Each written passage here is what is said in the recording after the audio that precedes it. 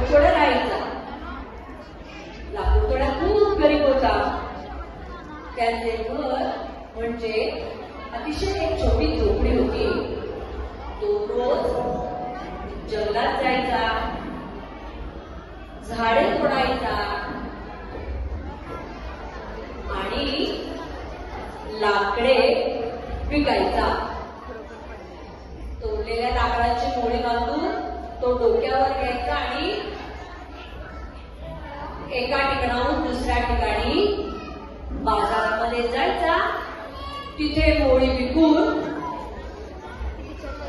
तो आपली गुजराण करायचा. संध्याकाळी घरी आल्यानंतर, दमून भागून घरी आल्यानंतर तो देवाची प्रार्थना करायचा. देवा, आम्हाला कष्टाचे फळ दे. मोह मत्सर यांच्यापासून दूर ठेव.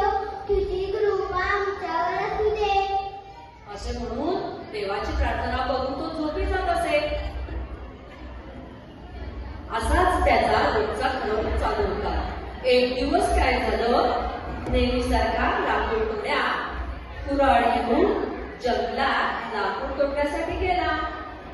पण आज काय त्याला मनासारखं वाळलेलं झाड मिळालं नाही. झाडाचा शोध घेण्यासाठी तो सगळीकडे फिरत होता. खूप दूर दूर जाऊन बिचारा दमून गेला.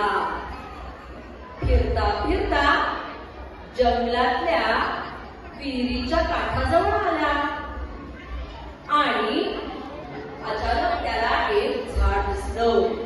त्याला खूप आनंद झाला.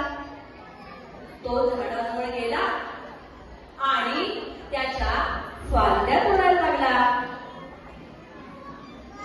फांद्या तोडता तोडता, बघा आमचा लाकूड तोड्या झाडाच्या फांद्या तोडतोय आणि फांद्या तोडता तोडता त्याची कुऱ्हाड एकदम पाण्यात पडली.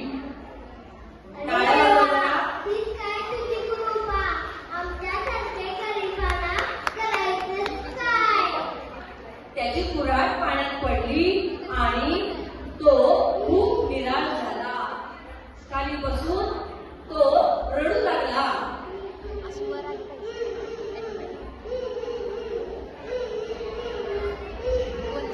तो देवाला काही बोलला आणि इतक्या चमत्कार होऊन विहिरीतून देवी बाहेर आली.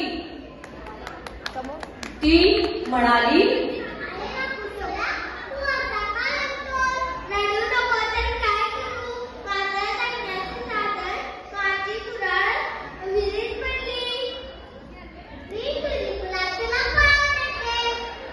असे म्हणून देवी परत पाण्यामध्ये निघून गेली आणि थोड्या वेळाने पाण्यातून वर आली.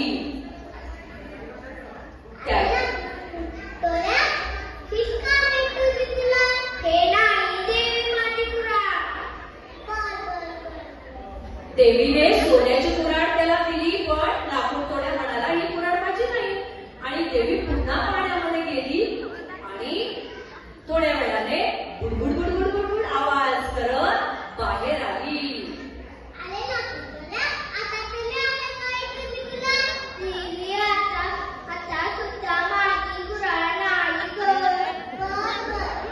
आणि असे म्हणून देवी परत पाण्यात गेली. पाण्यात गेल्यानंतर आता देवी परत पाण्यातून वर आली.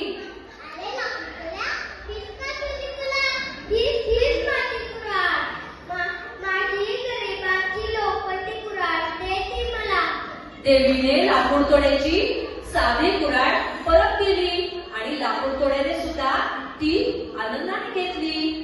आता देवी म्हणाली,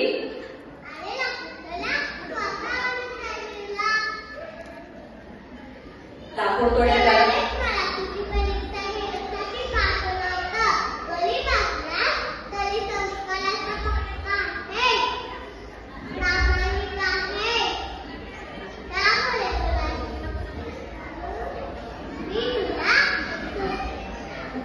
देवी पाण्यामध्ये गेली आणि तिने लाकूड तोड्यासाठी एक बक्षीस आणलं. हळूच पाण्यातनं वर आली आणि म्हणाली, अरे चांगल्या त्याने तुला सोडायची सांगितलं बक्षीस म्हणून. आणि देवीने त्या तिन्ही कुऱ्हाडी लाकूड तोड्याला बक्षीस म्हणून दिल्या आणि देवीने आशीर्वाद सुद्धा दिला.